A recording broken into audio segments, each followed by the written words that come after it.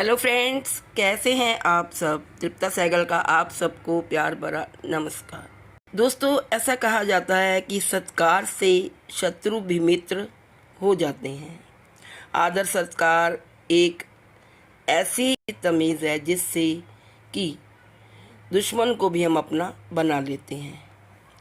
तो इसी संदर्भ में आज मैं आपको एक प्रसंग सुनाने जा रही हूँ महाभारत से।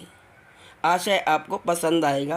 अंत तक वीडियो ज़रूर देखिए और इस प्रसंग का आनंद लीजिए।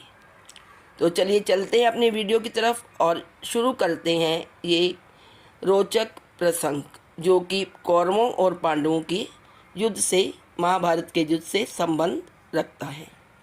दोस्तों, पांडवों का वनवास काल समाप्त हो गया था और दुर्योधन ने उन्हें 5 गांव देना अस्वीकार कर दिया था। इसलिए युद्ध होना तो अनिवार्य था।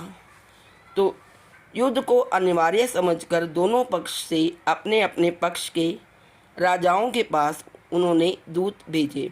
कौरवों ने भी भेजे और पांडवों ने भी भेजे युद्ध में सहायता करने के लिए। मद्र के राजा थे शल्य, उनको भी दूतों के द्वारा युद्ध का समाचार मिला। वे अपने महारथी पुत्रों के साथ एक अक्षौहिणी सेना लेकर पांडवों के पास चले गए, क्योंकि उनका पांडवों से संबंध था। शल्य की बहन माद्री का विवाह पांडु से हुआ था। नकुल और सहदेव उसके सगे भांजे थे।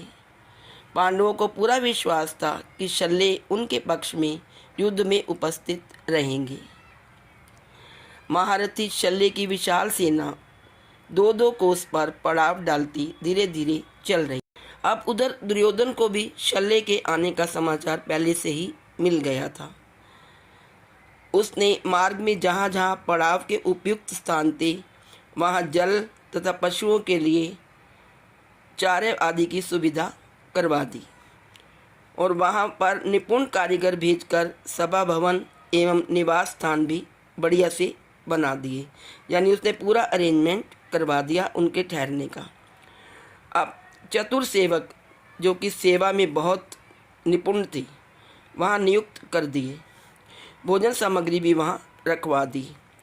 ऐसी अच्छी बढ़िया व्यवस्था कर दी कि शल्य को जहाँ कहीं भी पूरी सुख सुविधा मिल सके। उसने वहाँ रास्ते में कुएं और बावलियाँ भी बना दी। मध्यराज शल्य को मार्ग में सभी पड़ावों पर दुर्योधन के सेवक स्वागत के लिए खड़े मिले।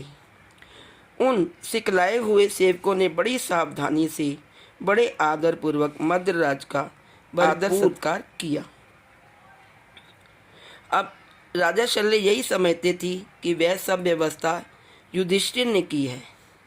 इस प्रकार विश्राम करते हुए वे आगे बढ़ रहे थे। जब वे हस्तिनापुर के पास पहुँचे तो उन्हें जो विश्राम स्थान मिला वह बहुत ही सुंदर था। उसमें नाना प्रकार की सुख उपभोग की सामग्रियां भरी थी। उस स्थान को देखकर शल्य ने वहां उपस्थित कर्मचारियों से पूछा, युधिष्ठिर के किन कर्मचारियों ने मेरे मार्ग में ठहरने की व्यवस्था की है? उन्हें जरा मेरे सामने तो ले आओ, मैं उन्हें पुरस्कार देना चाहता हूँ। उन्होंने बहुत बढ़िया व्यवस्था की है। अब दुर्योधन स्वयं छिपा हुआ वहाँ शल्य की स्वागत की तैयारियां और के लिए व्यवस्था कर रहा था।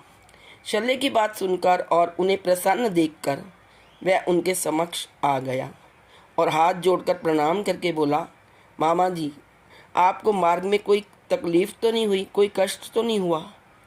राजा शल्य चौंके। उन्होंने पूछा, दुर्योधन, तुमने ये व्यवस्था कराई है? दुर्योधन नम्रतापूर्वक बोला, गुरुजनों की सेवा करना तो छोटों का ही कर्तव्य है। मुझे सेवा का कुछ अवसर मिल गया, यह मेरा सौभाग्य है। राजा शल्य प्रसन्न हो गए। उन्होंने कहा, अच्छा, तुम मुझसे कोई भी वरदान मांग लो। दुर्योधन ने मांगा, क्या मांगा? दुर्योधन ने मांगा कि आप सेना के साथ युद्ध में मेरा साथ दें और मेरी सेना का संचालन करें। अब शल्य क्योंकि वचन दे चुके थे तो उन्हें ये स्वीकार करना पड़ा। यद्यपि उन्होंने युधिष्ठिर से भेंट की, नकुल सहदेव पर आघात न करने की उनकी प्रतिज्ञा दुर्योधन को बता दी और युद्ध में कर्ण को हतोत्साह करते रहने का वचन भी युधिष्ठिर को दे दिया, किंतु युद्ध में उन्होंने दुर्योधन का पक्ष लिया। तो दोस्तों, कैसे दुर्योधन विपक्ष में था, फिर भी उसने अपने आदर सत्कार से शल्य को अपनी तरफ कर लिया और युद्ध में अपना साथ निभाने के लिए मना लिया, एक वरदान के वजह से। तो दोस्तों, कहा जाता है कि आदर सत्कार से हम शत्रु को भी मित्र बना लेते हैं।